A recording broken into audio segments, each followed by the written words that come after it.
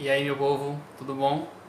Então, nesse vídeo a gente vai falar sobre a dinâmica interna e um pouco da dinâmica externa, né? Mas focadamente na dinâmica interna do planeta Terra, tá? Esse é o assunto, o segundo capítulo do livro de vocês, aí do sétimo ano, tá?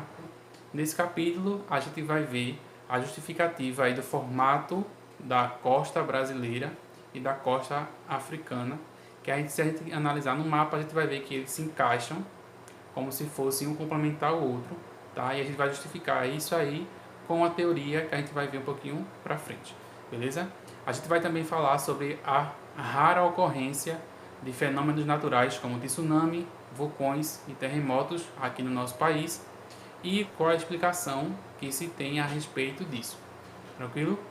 Então vamos lá. O capítulo de vocês, ele se chama aí Dinâmica Interna da Terra, tá certo? Essa dinâmica interna da Terra, ele vai tratar aí das características que o planeta ele vai ter internamente, tá? Como a gente já sabe, o planeta é dividido em camadas. Ele não é uniforme. Então ele vai ter aí 3 camadas, que é assunto que a gente já viu lá no sexto ano e no comecinho do ano também. Beleza? Então, relembrando quais são essas 3 camadas, né? De fora para dentro a gente tem aí litosfera, a gente tem manto e tem núcleo, tá certo? Dessas 3 camadas, a mais importante para a gente nesse conteúdo vai ser aí a litosfera e o manto, porque a gente vai falar de estruturas que existem entre essas duas camadas, que são chamadas de placas tectônicas, que são estruturas que se encaixam aí como se fosse quebra-cabeça, beleza? Mas aí a gente já tem alguns questionamentos, algumas perguntas na nossa página inicial do livro, que são as seguintes, tá? Primeira pergunta: o que causa tsunamis e terremotos? Beleza? Então você consegue me responder aí qual é a causa de tsunamis e terremotos? Bom, guarda essa pergunta e daqui para frente a gente vai falar sobre a explicação aí desses fenômenos, tá? A segunda pergunta é por que vulcões são muito raros de ocorrer aqui no Brasil, tá? Terceira pergunta, por que vulcões eles entram em erupções? E aí, se você conseguir me responder essas 3 perguntas, você já está filé no assunto, beleza? Então vamos seguir, tá? Página 25. Na página 25 vocês vão ter uma imagem e essa imagem ela vai trazer para vocês a estrutura aí das camadas do planeta, tá? De fora para dentro a gente tem aí a camada da crosta terrestre, que é chamada de litosfera, beleza? No meio a gente vai ter o manto, que ele vai ter aquela característica pastosa, porque ele é formado pelo magma, tá? O magma é bastante importante aí no surgimento de vulcões, tá? Na atividade vulcânica, beleza? E mais internamente no nosso planeta a gente tem aí o núcleo, que ele apresenta assim 2 estados, né? Ele apresenta aí o estado líquido, né? O que está em contato com o manto, e mais internamente temos aí o núcleo em seu estado sólido devido à grande pressão que ele sofre por estar lá no centro do planeta, tá? Então ele apresenta assim em estado sólido. E aí na página 25 nós temos aí a primeira perguntinha, que é uma pergunta de marcar, né? A estrutura interna da Terra ela é maciça ou em camadas? E aí, qual é a resposta que você colocaria nessa pergunta? 5 segundos. 3, 2, 1. Ela é em camadas, tá? Então marca o X aí na alternativa em camadas, beleza? Porque como a gente acabou de falar, a Terra apresenta 3 camadas, tá? Litosfera, manto e núcleo, beleza? Vamos agora falar só da litosfera, tá? E essa estrutura é onde a gente se encontra, é a estrutura mais externa, ela apresenta-se aí em 2 partes, a litosfera continental e a litosfera oceânica, tá? Abaixo da litosfera e acima do manto, nós temos aí estruturas, certo? São placas que vão se encaixar como se fosse quebra-cabeça, beleza? E o que é que causa aí, né? O que é que essas placas elas causam no nosso planeta, tá? Esses fenômenos que a gente viu agora falar sobre tsunami, vulcões, terremotos, todos eles são causados graças ao movimento das placas tectônicas, tá certo? Esses movimentos são bem variados e a gente vai ver um pouco mais para frente cada um deles, tá? Existem 3 tipos de movimentos das placas tectônicas, beleza? Essas placas, elas se movimentam, tá certo? Porque como elas estão em cima do manto, o manto ele exerce aí uma força nessas placas e essas placas acabam se locomovendo. Tá? O nosso país ele está centralizado em uma placa dessa, tá certo? Então ele está localizado bem no meio de uma placa dessa, que é a placa sul-americana, beleza? Então isso a gente vai ver qual a importância dessa posição mais um pouquinho para frente, tá?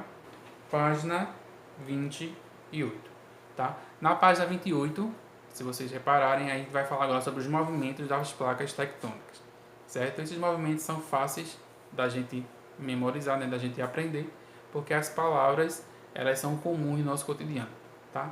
Então nós temos aí o movimento de convergência, certo? O que seria esse movimento de convergência, né? O que seria convergir? Convergir é unir, né? Então são duas placas que se encontram, esse movimento de encontro de placas, tá? Movimento de divergência é o contrário da convergência. Se vai divergir, ele vai se afastar, tá? E temos também o movimento transformante ou translacional, tá? Que é um movimento que realiza que as placas elas se encontram, elas fazem esse movimento assim, como uma estivesse encostando na outra, certo? Então nós temos 3 movimentos: convergência, encontro de placas; divergência, separação de placas; e transformação, que é esse movimento que as placas realizam uma pertinho da outra, beleza? O movimento de convergência, né? O que é que ele causa?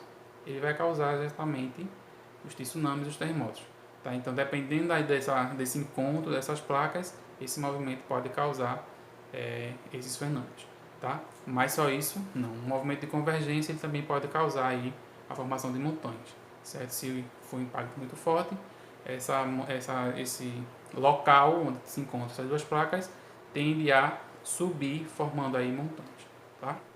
O movimento de divergência ele vai ser esse afastamento das placas, e esse afastamento pode causar aí uma abertura entre essas placas, deixando com que o magma fique livre para poder sair, tá? Então o magma ele acaba ficando entre esses 2 espaços das placas e aí acaba gerando rochas novas, tá certo? Como a gente já viu lá no 6º ano, em tipos de rochas, o magma quando ele esfria ele forma um tipo de rocha que é a rocha ígnea ou rocha magmática, tá? Então a divergência de placas pode causar aí o surgimento de rochas a partir do resfriamento do magma, beleza? E o movimento transformante ou translacional ele vai formar falhas geológicas, tá? A mais conhecida, né, que a gente ouve falar bastante, é a falha de San Andreas, tá certo?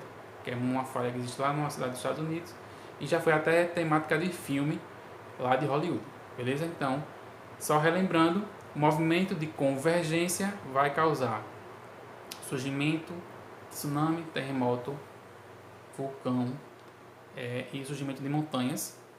O afastamento vai surgir aí novas rochas a partir do resfriamento de magma. O movimento transformante ou translacional ele vai causar aí falhas geológicas, tranquilo? Vamos lá. Seguindo ainda na página 28, nós temos aí mais uma questão, beleza? Vamos lá, deixa eu ler para vocês. Primeira questão: por que esses movimentos são importantes? Na sua opinião, eles podem causar quais tipos de problemas? Então isso aí a gente acabou de falar, né?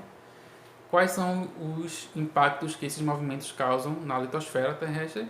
O surgimento aí desses fenômenos como tsunami, terremoto e vulcões, que são bastante prejudiciais à sociedade, tá certo? Uma vez que esses fenômenos ocorram em cidades grandes, por exemplo, o estrago ele é bem maior. Então, na página 29, nós temos aí uma matéria falando sobre o acontecimento, né, de terremoto aqui no Brasil, tá? E se a gente parar para pensar, para analisar a história do Brasil, a ocorrência de terremoto é bastante rara, certo? É muito difícil ocorrer esse fenômeno aqui no nosso país. Isso acontece porque o nosso país está no meio de uma placa, tá? Então, como ele está fora das bordas, quando ela choca com outra placa, o que ela causa, né, o estrago que ela causa não chega até nós, porque a gente está no meio dessa placa, tá certo?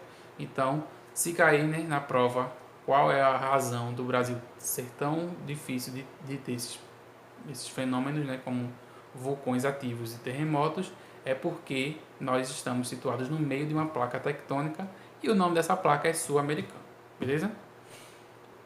Falando sobre terremoto, nós temos aí dois termos no nosso livro, que é foco e epicentro, tá? O que seriam esses dois termos? O foco vai ser o ponto de encontro dessas duas placas, tá? Então, o local onde essas placas se encontram é chamado de foco.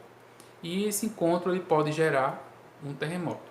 Se esse encontro gerar o terremoto, esse movimento ele não vai causar esse fenômeno nesse ponto no foco, tá? Isso vai ocorrer em outro lugar distante. Então essa distância que existe entre o foco e a litosfera, que é onde vai surgir esse movimento, é chamado de epicentro, beleza? Então vamos agora responder a página 31, beleza? Tem aí duas perguntas e a gente vai responder as duas agora. Página 31, pergunta número 3. Qual a relação entre os terremotos e os tsunamis? Lembre-se de que o movimento das placas tectônicas também ocorre sobre os oceanos. Então, qual a relação que existe aí entre terremotos e tsunamis? Quem me responde? 5 segundos, valendo um ponto. Mentira, estou brincando.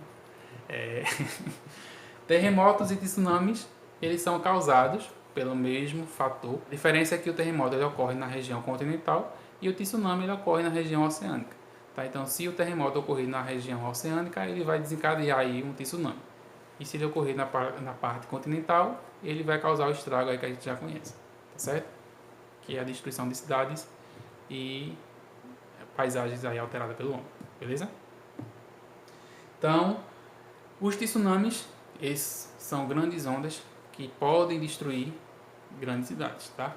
Em 2009, se eu não me engano, foi um ano que foi marcado por um grande tsunami lá na Tailândia, tá certo? Então esse fenômeno ele é bastante destrutivo, tá certo? Se você jogar aí no YouTube vídeos sobre tsunami, você vai ver aí que o estrago é bem grande, tá? Então destruiu bastante cidades e matou bastante gente. Isso. Na página 31 ainda nós temos aí a sétima questão, beleza? De acordo com os resultados do experimento do biscoito tectônico, explique como é que funciona a erupção de um vulcão, tá? Então, como a gente não fez o experimento, a gente vai falar aí do que a gente já entende sobre esses movimentos. Como é que um vulcão ele entra em erupção? 5 segundos. 5, 4, 3, 2, 1. Valendo. E aí, como é? Então, para um vulcão entrar em erupção, as placas elas têm que se chocar e causar uma pressão no magma, fazendo com que esse magma ele seja expelido para fora da crosta terrestre. Tá? Então, para um vulcão entrar em erupção, tem que haver o encontro de duas placas que vai pressionar o magma para fora. Tá? Então, se alguém perguntar a você como é que um vulcão entra em erupção, você vai dar essa respostinha bonitinha e linda. Os vulcões, eles causam tanto problema quanto os terremotos e os tsunamis? Causam sim, certo? Existe aí na história da humanidade a cidade de Pompeia, né, que é muito conhecida porque foi uma cidade que foi devastada por um vulcão. Tá certo? Essa cidade aí ela existiu por volta de 79 depois de Cristo e ela ficava situada perto de um vulcão que entrou em erupção e matou a cidade inteira. Tá? O pessoal da cidade não teve nem tempo nem de fugir. E até hoje, né, quando as pessoas vão lá, tá lá os corpos das pessoas nas posições que elas estavam quando o vulcão entrou em erupção. No livro de vocês, aí na página 32, temos aí imagens das pessoas que ficaram aí petrificadas na cidade de Pompeia, tá?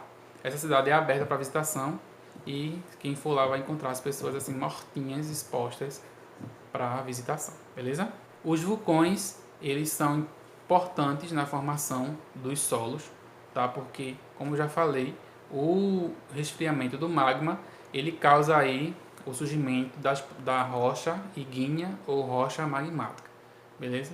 E esse magma, né, esse tipo de rocha, ele é muito importante no estudo das rochas e nos faz entender melhor como é que é a dinâmica no interior da Terra, tá? Já que a gente não consegue chegar até o manto, o estudo dessas rochas nos possibilita esse estudo, beleza? Então vamos lá, seguindo. Deriva continental. Tá? Essa teoria da deriva continental ela está baseada no seguinte: deriva quer dizer o quê? Movimento, tá? Aquela coisa que está em movimento não tem um destino, tá? Em continental, tá de continente. Essa teoria ela diz que os continentes eles eram juntos há 220 milhões de anos atrás, no período Triássico. Esse período era quando a Terra era dominada por dinossauros, tá? Então essa teoria diz o seguinte, que naquela época, 220 milhões de anos atrás, a litosfera ela era um bloco único de continentes, tá? Então os continentes que nós temos hoje não existiam há 220 milhões de anos atrás. Era um único continente chamado de Pangeia.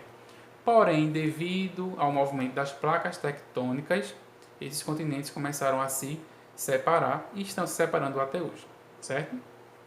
Então, a teoria da deriva continental, ela defende esse afastamento dos continentes.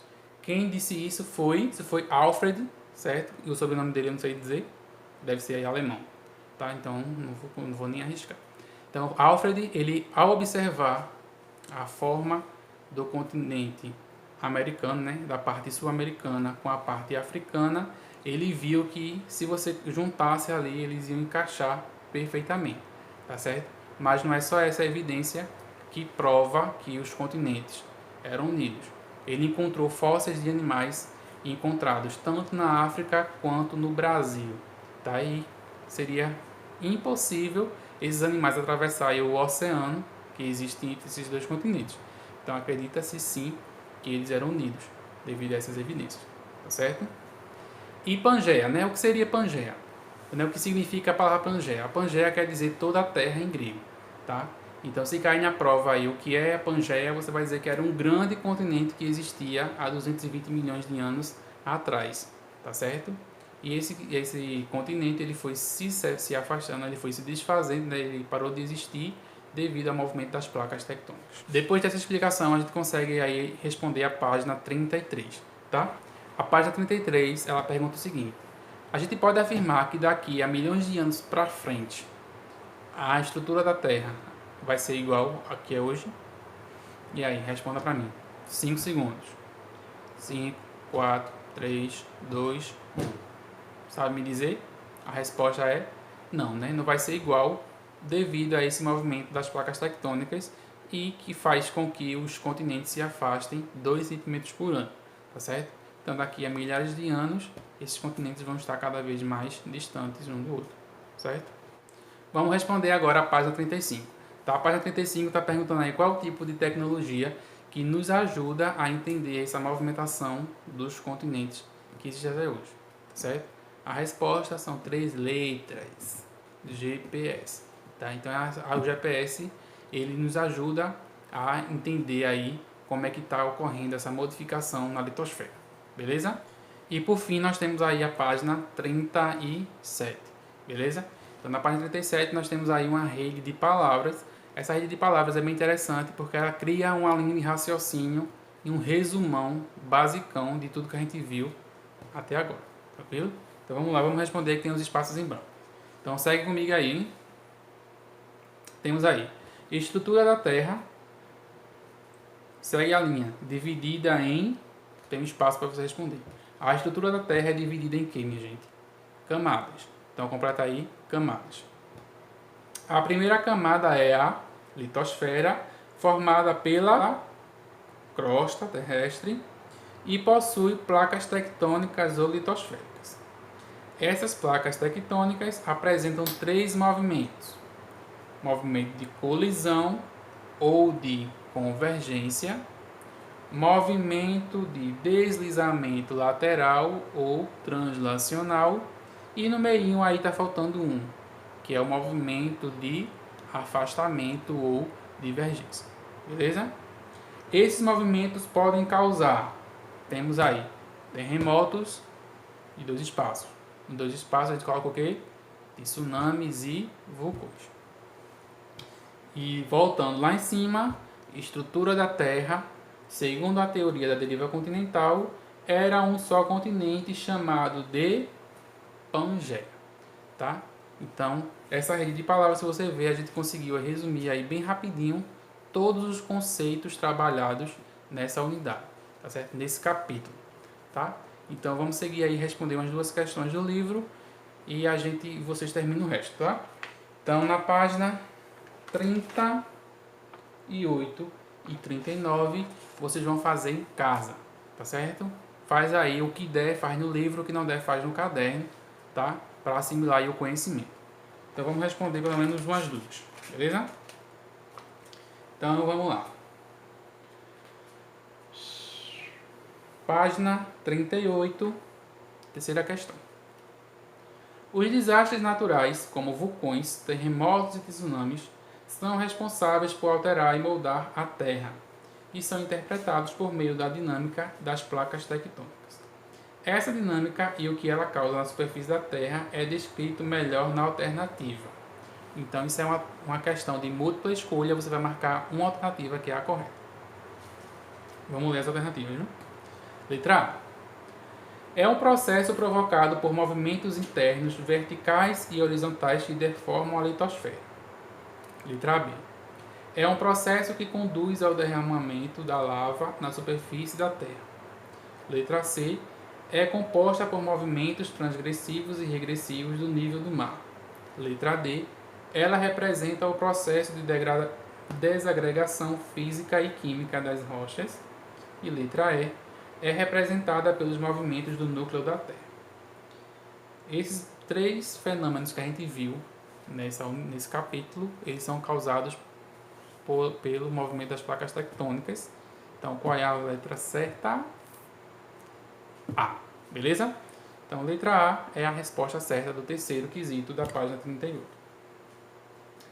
Vamos lá. Seguindo, página 39, 11ª questão. Nós temos aí uma imagenzinha, que você tem aí no seu livro, você vai ver direitinho. Temos aí essa imagem, que tem a América do Sul, África, e tem aí uma representação de 2 fósseis, tá? Essa imagem, ela ilustra 2 evidências que Alfred, né, aquele homem lá que desenvolveu a teoria da deriva continental, ele usou para validar a sua teoria, certo? Então, tem 2 evidências nessa imagem que ele utilizou, aí 2 argumentos que ele utilizou para validar a sua teoria. Tá? Então a pergunta é, quais são essas 2 evidências? A primeira delas vai ser aí o formato tanto da costa brasileira quanto da costa africana que se encaixam, certo? Dando a entender aí que elas eram juntas, e a existência de fósseis de animais presentes tanto na África quanto no Brasil. O que seria impossível devido aí ao oceano que está entre esses dois continentes. Beleza? Então esse foi o nosso conteúdo dessa aula, tá? Estudem, não acumulem os conteúdos, tá certo? Sempre que sair no dia, já faz logo, já resolve, já responde e fique em casa, tá, gente? A gente se encontra quando tudo isso acabar. Vamos ter fé aí na ciência que eles vão resolver esse problema e a gente vai voltar às nossas aulas presenciais, tá certo? Beijo no coração de vocês, abraços quentinhos e a gente se encontra na volta às aulas presenciais e no próximo vídeo que sai toda semana aqui para vocês, tá? Beijo, beijo, tchau, tchau.